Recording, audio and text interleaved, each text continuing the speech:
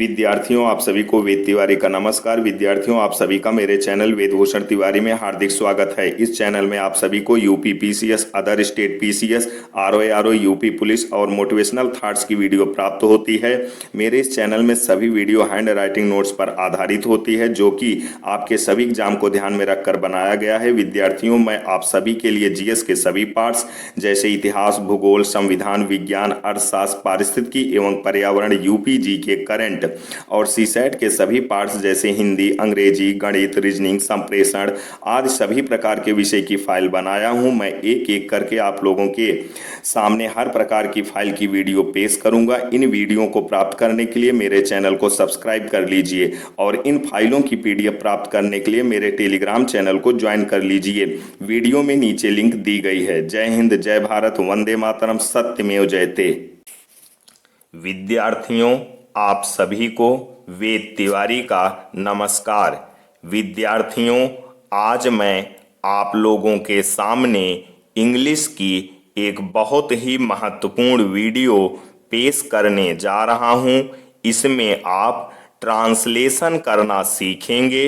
यह file number 3 यानी 3 है। आप इस फाइल में ट्रांसलेशन करने के नियम को बहुत ही सरल तरीके से सीखेंगे।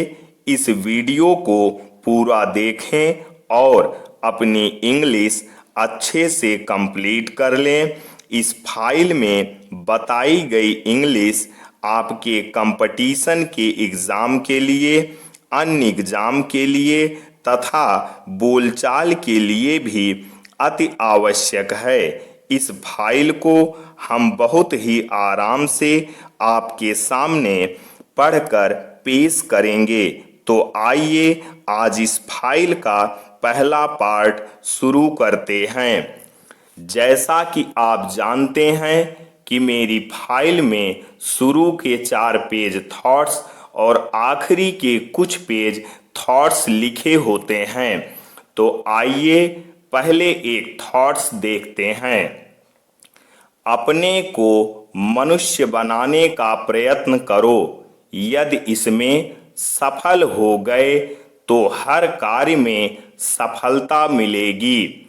इसके बाद मेरा नाम, पता, एड्रेस है। इसके बाद यहाँ फाइल नंबर 3 लिखा है। Subject English, translation.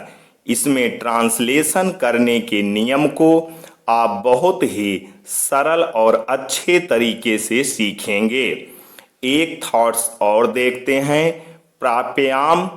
प्राप्यमाम कर्म भूमि न चरति मनजो यस्तपः मंदभाग्यः।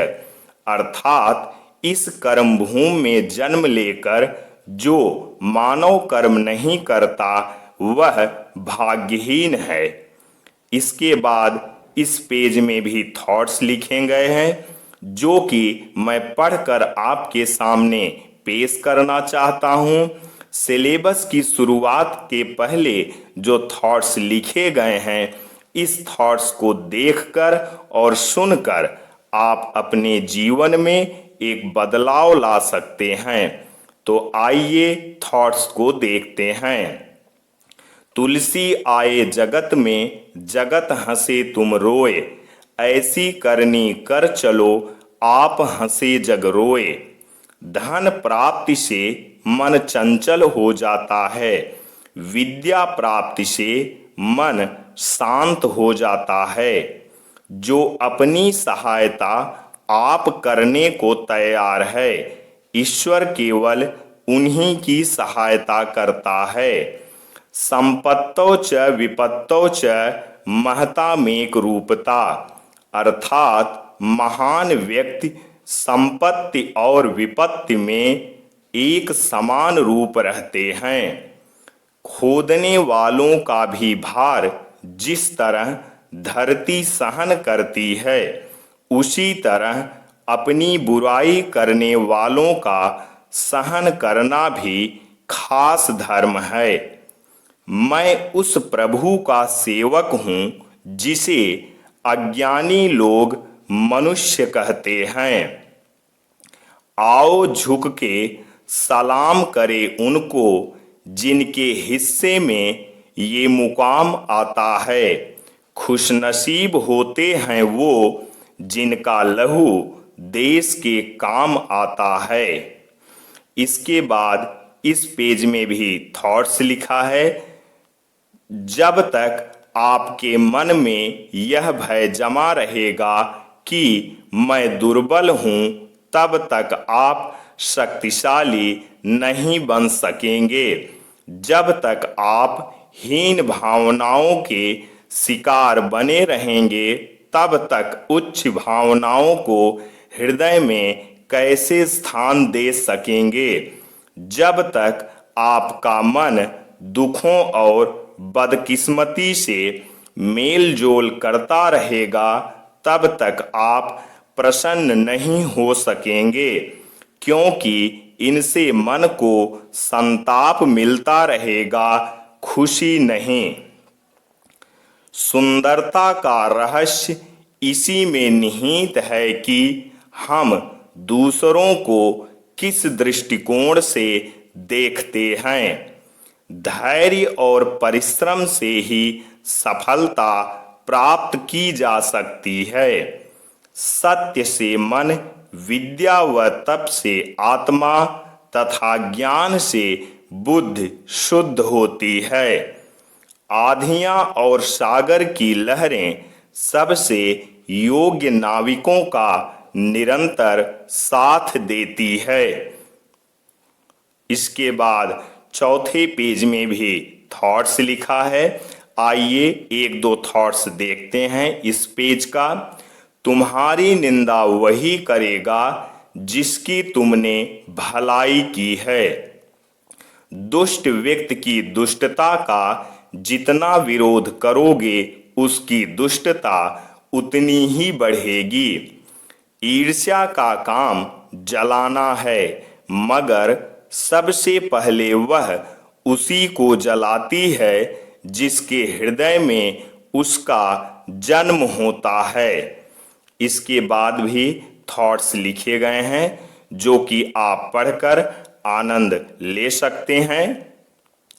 इस पेज के बाद सिलेबस की शुरुआत होती है। आप वीडियो को पूरा अवश्य देखें और ऐसी ही वीडियो पाने के लिए इस चैनल को सब्सक्राइब करना बिल्कुल ना भूलें, क्योंकि इस वीडियो के माध्यम से मैं कंपटीशन के हर पार्ट को आपके सामने पेश करता हूं, चाहे वह जीएस हो, चाहे सीसैट हो, चाहे प्री हो, चाहे मेंस हो।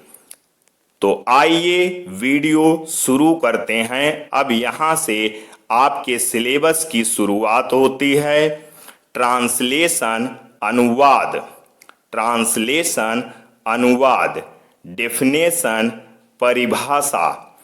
किसी एक भाषा के वाक्यों का उसके भाव के अनुसार दूसरी भाषा में परिवर्तित करने को ट्रांसलेशन या अनुवाद कहते हैं। तो पहला दिस का प्रयोग। अब यहाँ पर हम लोग सबसे पहले दिस का प्रयोग पढ़ेंगे कि कहाँ पर दिस का प्रयोग और कैसे किया जाता है। तो आइए शुरू करते हैं। पहला दिस का प्रयोग। अफर्मेटिव सेंटेंसेस, साधारण वाक्य, नियम। दिस का प्रयोग पास की वस्तु के लिए होता है। दिस का प्रयोग एक वचन के लिए होता है। एग्जाम्पल, यह कलम है। This is a pen. यह कलम है। This is a pen. यह मेरी कलम है। This is my pen. यह मेरी कलम है। This is my pen. यह मेरा घर है। This is my house. यह मेरा घर है। This is my house. यह आम है। This is a mango. यह आम है। This is a mango. यह मेज है। This is a table. यह मेज है। This is a table. B negative sentences, नकारात्मक वाक्य। ऐसे वाक्यों का अंग्रेजी में अनुवाद करते समय नॉट को सदैव इज के बाद तुरंत ही लाते हैं। एग्जाम्पल, यह मेरा घर नहीं है। This is not my house. यह मेरा घर नहीं है। This is not my house. यह मुर्गी नहीं है। This is not a hen। यह मुर्गी नहीं है। This is not a hen। यह पंखा नहीं है। This is not a fan. यह पंखा नहीं है। This is not a fan. यह मेरा कुत्ता नहीं है। This is not my dog. यह मेरा कुत्ता नहीं है। This is not my dog. यह मेरी कलम नहीं है। This is not my pen. यह मेरी कलम नहीं है। This is not my pen. C interrogative sentences, प्रश्नवाचक वाक्य। प्रश्नवाचक वाक्यों में इज को वाक्य के प्रारंभ में लिखते हैं। इसके पश्चात दिस शब्द लगाते हैं। एग्जाम्पल, क्या यह पतंग है? Is this a kite? क्या यह पतंग है? Is this a kite? क्या यह मेरी कमीज है? Is this my shirt?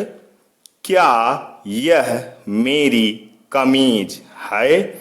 Is this my shirt? क्या यह बॉल है? Is this a ball? क्या यह बॉल है? Is this a ball? क्या यह मेरी दवात है? Is this my ink pot?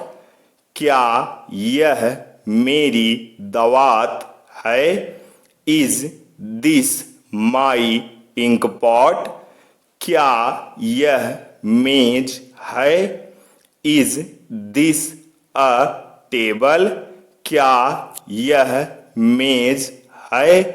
Is this a table? अब दूसरा दैट, वह का प्रयोग। अब दैट के प्रयोग के बारे में पढ़ेंगे कि दैट का प्रयोग कब, कहाँ और कैसे किया जाता है। इसका बिल्कुल सही नियम हम लोग इस वीडियो में पढ़ेंगे। तो आइए शुरू करते हैं। दैट, वह का प्रयोग। दैट का मतलब वह होता है। अफर्मेटिव सेंटेंसेस साधारण वाक्य। दैट का प्रयोग दूर की वस्तु के लिए होता है तथा एक वचन के लिए होता है। अंग्रेजी में एक वचन के कॉमन नाउन के पूर्व ए या एन का प्रयोग होता है, परंतु हिंदी में एक कलम है ऐसा नहीं कहा जाता। एग्जाम्पल, वह पुस्तक है। That is a book. वह पुस्तक है। That is a book. वह एक अच्छी पुस्तक है। That is a good book. वह एक अच्छी पुस्तक है। That is a good book. वह कुर्सी है। That is a chair. वह कुर्सी है। That is a chair. वह फूल है। That is a flower. वह फूल है। That is a flower. वह एक सुंदर तस्वीर है। That is a beautiful picture. वह एक सुंदर तस्वीर है। That is a beautiful picture. Negative sentences नकारात्मक वाक्य। ऐसे वाक्यों का अंग्रेजी में अनुवाद करते समय नॉट को सदैव इज के तुरंत बाद लिखते हैं। एग्जाम्पल, वह मेरा कुत्ता नहीं है। That is not my dog. वह मेरा कुत्ता नहीं है।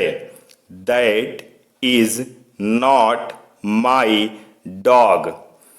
वह पंखा नहीं है। That is not a fan. वह पंखा नहीं है। That is not a fan. वह मेरा घर नहीं है। That is not my house. वह मेरा घर नहीं है। That is not my house. वह मुर्गी नहीं है। That is not a hen। वह मुर्गी नहीं है। That is not a hen। वह पुस्तक नहीं है। That is not a book. वह पुस्तक नहीं है। That is not a book. C interrogative sentences प्रश्नवाचक वाक्य। ऐसे वाक्यों में इज को वाक्य के प्रारंभ में ही लगाते हैं। इसके पश्चात दैट शब्द लगाते हैं। एग्जाम्पल, क्या वह पतंग है। Is that a kite. क्या वह पतंग है। Is that a kite. क्या वह मेरी कमीज है। Is that my shirt. क्या वह मेरी कमीज है।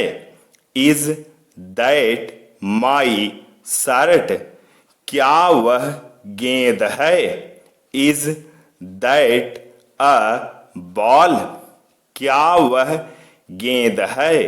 Is that a ball. क्या वह मेरी दवात है। Is that my ink pot. क्या वह मेरी दवात है। Is that my ink pot. क्या वह कुर्सी है। Is that a chair? क्या वह कुर्सी है? Is that a chair?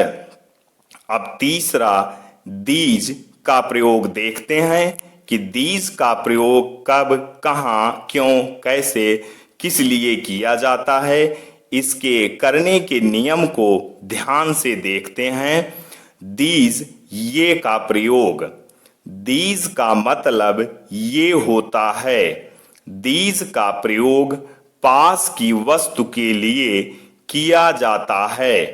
These का प्रयोग एक से अधिक वस्तु के लिए अर्थात बहुवचन के लिए किया जाता है। अफर्मेटिव सेंटेंसेस, साधारण वाक्य। दीज पास की एक से अधिक वस्तुओं के लिए प्रयोग होता है। एग्जाम्पल, ये पुस्तकें हैं। These are books. ये पुस्तकें हैं। These are books. ये पेंसिलें हैं। These are pencils. ये पेंसिलें हैं। These are pencils. ये लाठियां हैं। These are sticks. ये लाठियां हैं। These are sticks. ये साइकिलें हैं। These are bicycles. ये साइकिलें हैं। These are bicycles. ये गुड़िया हैं। These are dolls. ये गुड़िया हैं। These are dolls. Negative sentences, नकारात्मक वाक्य। ऐसे वाक्यों का अनुवाद करते समय नॉट को सदैव आर के बाद लिखते हैं। एग्जाम्पल, ये मेरी पुस्तकें नहीं हैं। These are not my books. ये मेरी पुस्तकें नहीं हैं। These are not my books. ये लाठियां नहीं हैं। These are not sticks. ये लाठियां नहीं हैं। These are not sticks. ये उसकी गुड़िया नहीं है। These are not her dolls. ये उसकी गुड़िया नहीं हैं। These are not her dolls. ये पेंसिलें नहीं हैं। These are not pencils. ये पेंसिलें नहीं हैं। These are not pencils. ये संदूक नहीं हैं। These are not boxes. ये संदूक नहीं हैं। These are not boxes. C interrogative sentences, प्रश्नवाचक वाक्य। इंट्रोगेटिव सेंटेंसेज, प्रश्नवाचक वाक्य। ऐसे वाक्यों में दीज से पहले आर लगाते हैं, अर्थात आर सबसे पहले लगाते हैं। एग्जाम्पल, क्या ये पेंसिलें हैं? Are these pencils? क्या ये पेंसिलें हैं?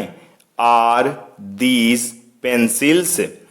क्या ये कुर्सियां हैं? Are these chairs? क्या ये कुर्सियां हैं? Are these chairs? क्या ये काली गाय हैं? Are these black cows? क्या ये काली गाय हैं? Are these black cows? क्या ये आम हैं? Are these mangoes? क्या ये आम हैं? Are these mangoes? क्या ये लाठियां हैं? Are these sticks?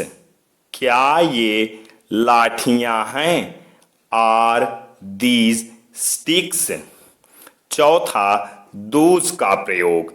अब दोज के प्रयोग के बारे में पढ़ते हैं कि इसका सही प्रयोग किस तरह से किया जाता है और कैसे किया जाता है। तो दोज माने वे का प्रयोग। दोज का मतलब वे होता है। दोज का प्रयोग दूर की वस्तु के लिए होता है। दोज का प्रयोग एक से अधिक वस्तुओं अर्थात बहुवचन के लिए किया जाता है। अफर्मेटिव सेंटेंसेज साधारण वाक्य। दोज दूर की एक से अधिक वस्तुओं के लिए प्रयोग होता है। एग्जाम्पल, वे अंडे हैं। Those are eggs.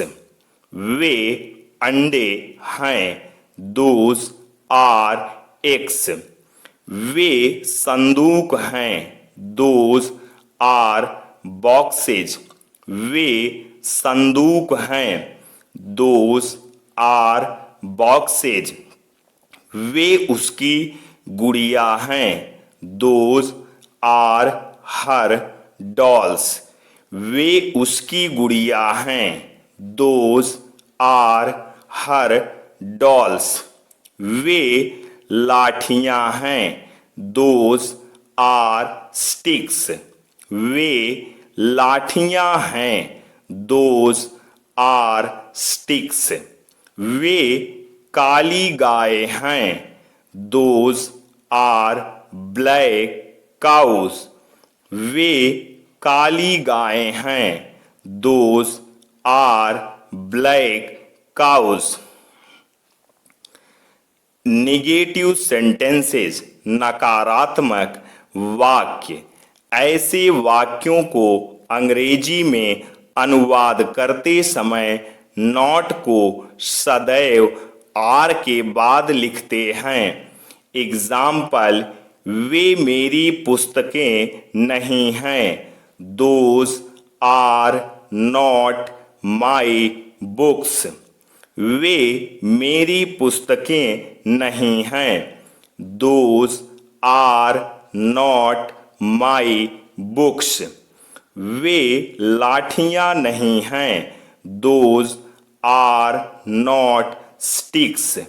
वे लाठियां नहीं हैं। Those are not sticks. वे उसकी गुड़िया नहीं हैं। Those are not her dolls. वे उसकी गुड़िया नहीं हैं। Those are not her dolls. वे पेंसिलें नहीं हैं। Those are not pencils. वे पेंसिलें नहीं हैं। Those are not pencils. वे आम नहीं हैं। Those are not mangoes. वे आम नहीं हैं। Those are not mangoes. Interrogative sentences प्रश्नवाचक वाक्य। ऐसे वाक्यों में दोज से पहले आर लगाते हैं। एग्जाम्पल, क्या वे पेंसिलें हैं? Are those pencils? क्या वे पेंसिलें हैं? Are those pencils? क्या वे कुर्सियां हैं? Are those chairs? क्या वे कुर्सियां हैं? Are those chairs? क्या वे काली गाय हैं? Are those black cows? क्या वे काली गाय हैं? Are those black cows? क्या वे आम हैं? Are those mangoes? क्या वे आम हैं? Are those mangoes? क्या वे पुस्तकें हैं? Are those books? क्या वे पुस्तकें हैं? Are those books? तो विद्यार्थियों, दिस दैट दीज दोज का प्रयोग आज हम लोगों ने पढ़ा, जिसमें कि हम लोगों ने पहले पार्ट में this that these those in चारों का प्रयोग पढ़े थे। आज हम लोग दूसरे पार्ट में इज, एम, आर इसका प्रयोग पढ़ेंगे। तो आइए दूसरा पार्ट आज शुरू करते हैं। इज है का प्रयोग। इज का मतलब हे, हूँ, हो, व, हैं होता है। जब हम क्रियाओं का हिंदी में अनुवाद करते हैं तो क्रमशः हे, हूँ, हो, व, है आते हैं। वाक्यों में ये क्रियाएं ही मुख्य क्रिया का काम करती हैं। हिंदी से अंग्रेजी अनुवाद करते समय पहले सब्जेक्ट, फिर वर्ब तथा उसके पश्चात पूरक आता है। Subject plus verb plus complement. Present tense में एक वचनकर्ता के साथ इज का प्रयोग होता है। अफर्मेटिव सेंटेंसेज साधारण वाक्य।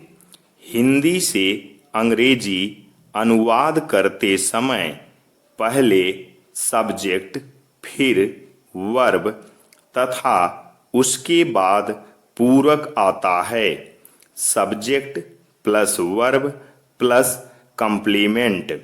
Example, this is a picture. यह तस्वीर है। This is a picture. यह तस्वीर है। यह मेरी पुस्तक है। This is my book. यह मेरी पुस्तक है। This is my book. वह हमारी टोपी है। That is our cap. वह हमारी टोपी है। That is our cap. वह उसकी कमीज है। That is his shirt. वह उसकी कमीज है। That is his shirt. वह उसकी गुड़िया है। That is her doll. वह उसकी गुड़िया है। That is her doll. Negative sentences नकारात्मक वाक्य। इनका अनुवाद करते समय इज के बाद नॉट लगाते हैं। शेष नियम अफर्मेटिव सेंटेंस के ही लागू होते हैं। एग्जाम्पल, वह कुर्सी नहीं है। That is not a chair. वह कुर्सी नहीं है। That is not a chair. वह पुस्तक नहीं है। That is not a book. वह पुस्तक नहीं है। That is not a book. यह खिलाड़ी नहीं है। This is not a player. यह खिलाड़ी नहीं है। This is not a player. यह कुर्सी नहीं है। This is not a chair. यह कुर्सी नहीं है। This is not a chair. यह पेन नहीं है। This is not a pen. यह पेन नहीं है। This is not a pen. Interrogative sentences प्रश्नवाचक वाक्य। क्या से शुरू होने वाले वाक्यों को प्रश्नवाचक वाक्य कहते हैं। इनके अंत में प्रश्नवाचक चिन्ह होता है। इनके प्रारंभ में इज आता है। शेष नियम अफर्मेटिव सेंटेंस के समान ही लागू होते हैं। एग्जाम्पल, क्या वह पुस्तक है। Is that a book. क्या वह पुस्तक है। Is that a book. क्या वह मेज है। Is that a table. क्या वह मेज है। Is that a table. क्या वह आम है।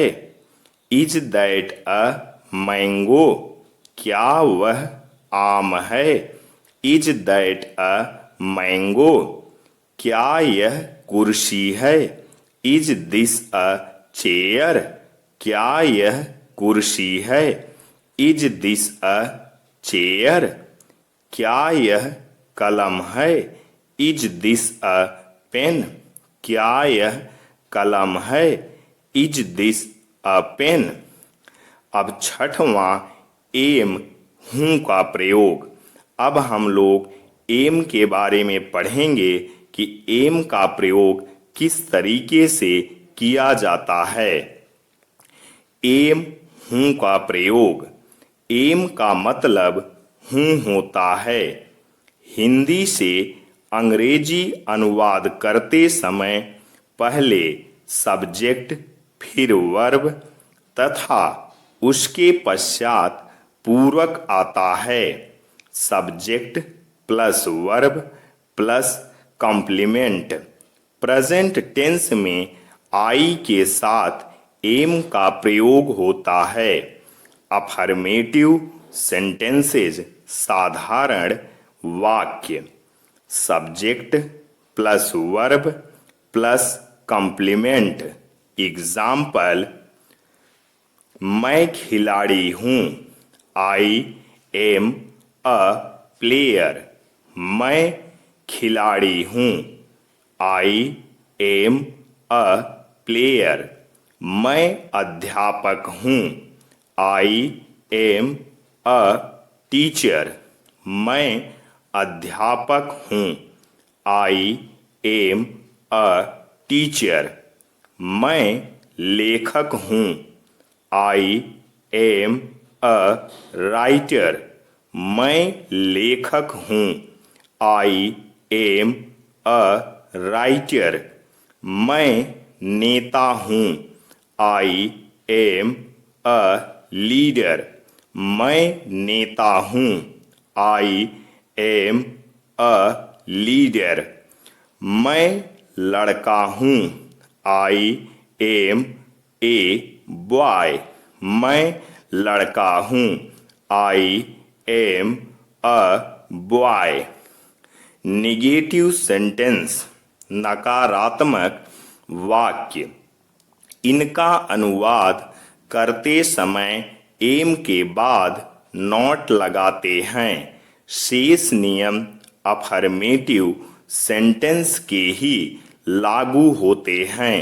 एग्जाम्पल, मैं खिलाड़ी नहीं हूँ। I am not a player. मैं खिलाड़ी नहीं हूँ। I am not a player. मैं अध्यापक नहीं हूँ। I am not a teacher. मैं अध्यापक नहीं हूँ। I am not a teacher. मैं लेखक नहीं हूँ। I am not a writer. मैं लेखक नहीं हूँ। I am not a writer. मैं नेता नहीं हूँ। I am not a leader. मैं नेता नहीं हूँ। I am not a leader. मैं लड़का नहीं हूँ। I am not a boy. मैं लड़का नहीं हूँ। I am not a boy. Interrogative sentences क्या से शुरू होने वाले वाक्यों को प्रश्नवाचक वाक्य कहते हैं। इनके अंत में प्रश्नवाचक चिन्ह होता है। इनके प्रारंभ में ही एम आते हैं। शेष नियम अफर्मेटिव सेंटेंस के समान ही लागू होते हैं। एग्जाम्पल, क्या मैं खिलाड़ी हूँ? Am I a player? क्या मैं खिलाड़ी हूँ? Am I a player? क्या मैं अध्यापक हूँ? Am I a teacher? क्या मैं अध्यापक हूँ? Am I a teacher? क्या मैं लेखक हूँ? Am I a writer? क्या मैं लेखक हूँ? Am I a writer? क्या मैं नेता हूँ? Am I a leader? क्या मैं नेता हूँ? Am I a leader? क्या मैं लड़का हूँ? Am I a boy? क्या मैं लड़का हूँ? Am I a boy? Are का प्रयोग। अब सातवां आर का प्रयोग हम लोग पढ़ेंगे कि आर का प्रयोग कहाँ पर और कैसे किया जाता है, इसके नियम के बारे में जानेंगे। सातवां आर हैं का प्रयोग। क्रियाओं का जब हम हिंदी में अनुवाद करते हैं तो क्रमशः हे, हूँ, हो व हैं आते हैं। वाक्यों में ये क्रियाएं ही मुख्य क्रिया का काम करती हैं। हिंदी से अंग्रेजी अनुवाद करते समय पहले सब्जेक्ट तथा उसके पश्चात वर्ब फिर पूरक आता है। Subject plus verb plus complement. Present tense में बहुवचन कर्ता तथा यू के साथ आर का प्रयोग होता है। अफर्मेटिव सेंटेंसेस साधारण वाक्य subject plus verb plus complement. Example, तुम लड़की हो? You are a girl. तुम लड़की हो? You are a girl. वे कुर्सियां हैं। Those are chairs. वे कुर्सियां हैं। Those are chairs. वे अंडे हैं। Those are eggs. वे अंडे हैं। Those are eggs. वे संदूक हैं। Those are boxes. वे संदूक हैं। Those are boxes. वे लाठियां हैं। Those are sticks. वे लाठियां हैं। Those are sticks. Negative sentences नकारात्मक वाक्य।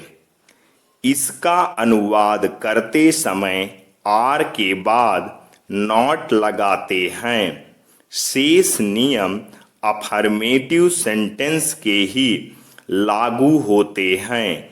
एग्जाम्पल, वे लड़कियां नहीं हैं। They are not girls. तुम कमरे में नहीं हो। You are not in the room. वे लड़कियां नहीं हैं। They are not girls. तुम कमरे में नहीं हो।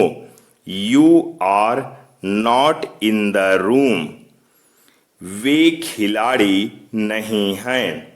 दे are not player.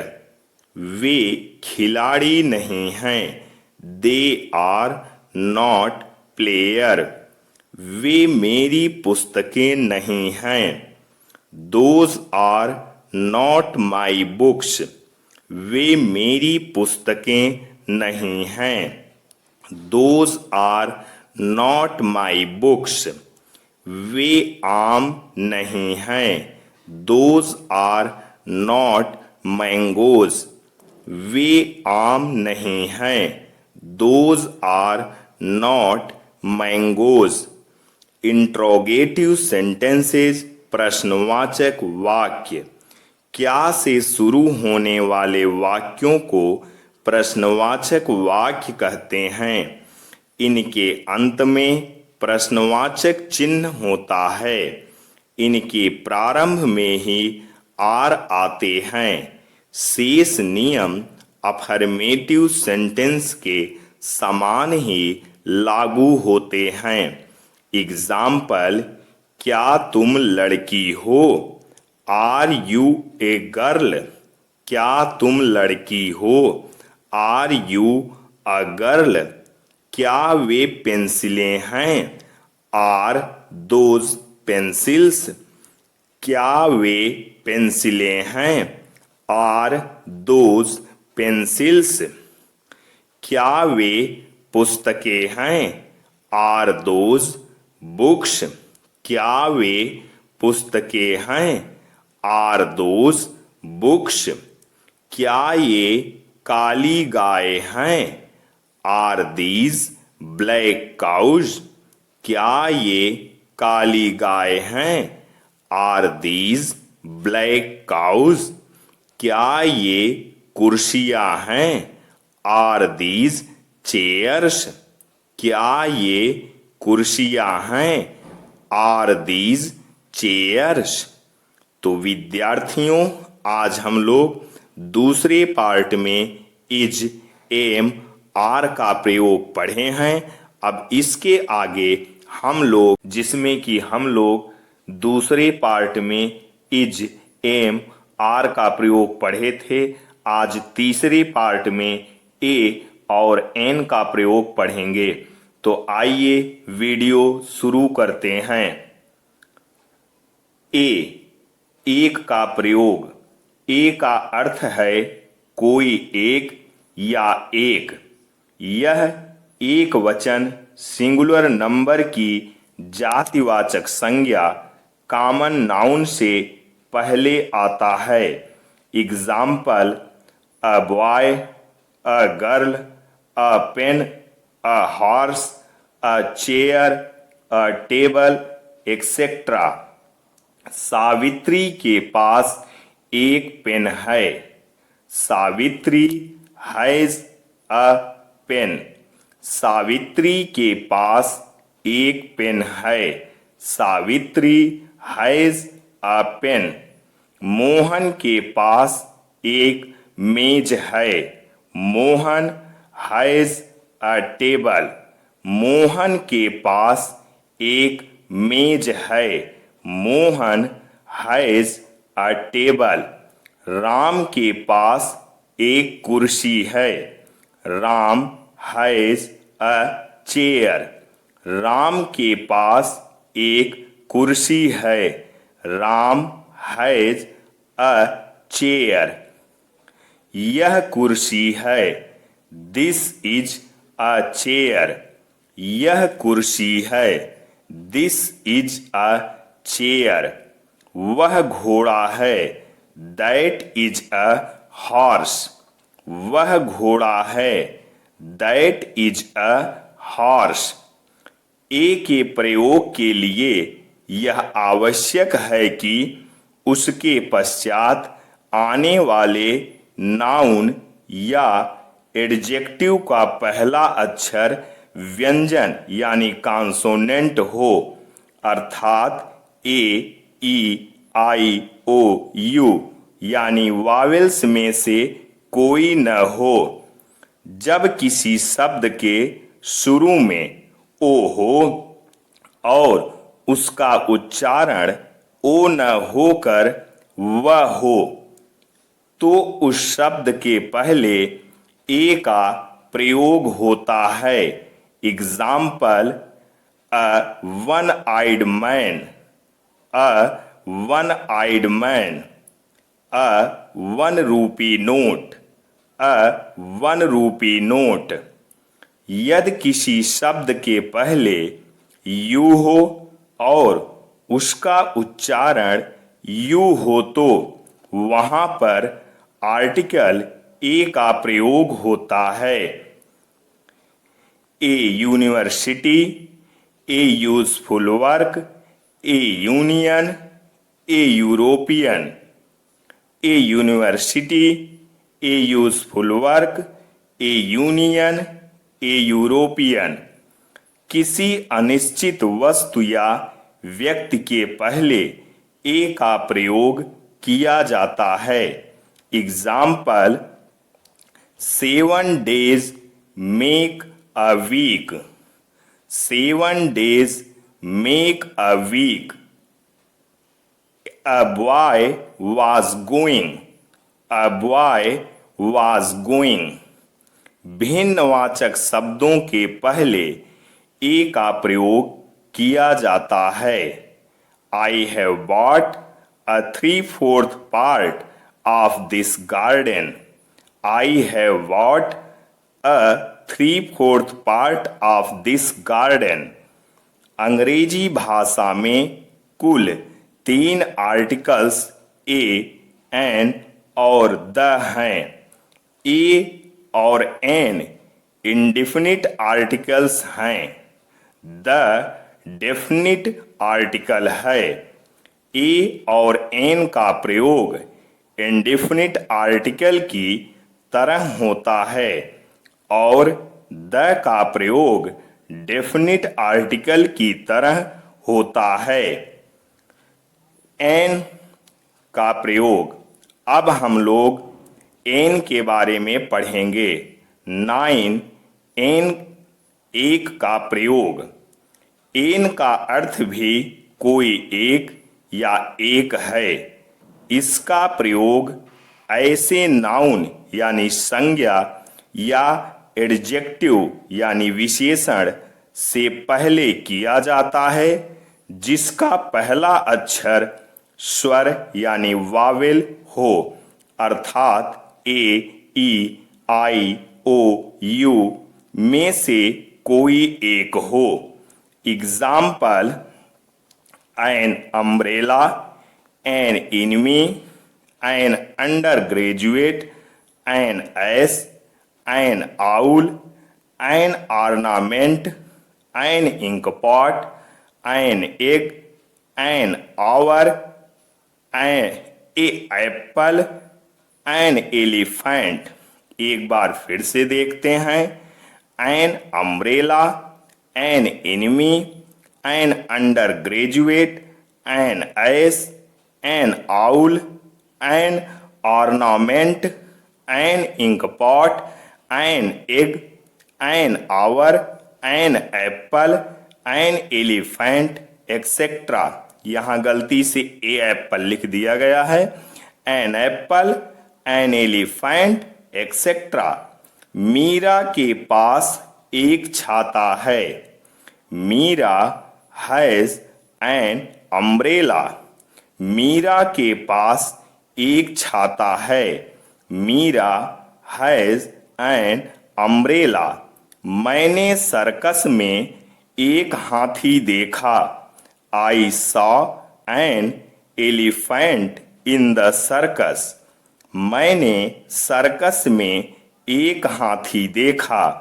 I saw an elephant in the circus. मुझे सेब दो। Give me an apple. मुझे सेब दो। Give me an apple. An elephant is a big animal. An elephant is a big animal. There is an egg in the basket. There is an egg in the basket. He works in an office. He works in an office. Come after an hour, come after an hour. He gave the boy an apple. He gave the boy an apple. an का प्रयोग उन शब्दों के साथ भी करते हैं जो h से प्रारंभ होते हैं लेकिन जिनमें h मूक रहता है और उसके पीछे का वावेल बोला जाता है। एग्जाम्पल, जयपाल एक ईमानदार व्यक्ति है। Jaipal is an honest man. Jaipal एक ईमानदार व्यक्ति है। Jaipal is an honest man. वह एक अवैतनिक सचिव है। He is an honorary secretary. वह एक अवैतनिक सचिव है। He is an honorary secretary. उन्हें मानदेय मिलता है। He gets an honorarium. उन्हें मानदेय मिलता है। He gets an honorarium. हमारा अतिथि एक सम्मानित व्यक्ति है। Our guest is an honourable person. हमारा अतिथि एक सम्मानित व्यक्ति है। Our guest is an honourable person. तो विद्यार्थियों, ये था तीसरा पार्ट। इसमें हम लोगों ने ए और एन के प्रयोग के बारे में पढ़ा। अब इसके आगे हम लोग चौथे पार्ट में अध्ययन करेंगे। ऐसी ही वीडियो पाने के लिए हमारे चैनल को सब्सक्राइब करना ना भूलें। जय हिंद, जय भारत, वंदे मातरम, सत्यमेव जयते।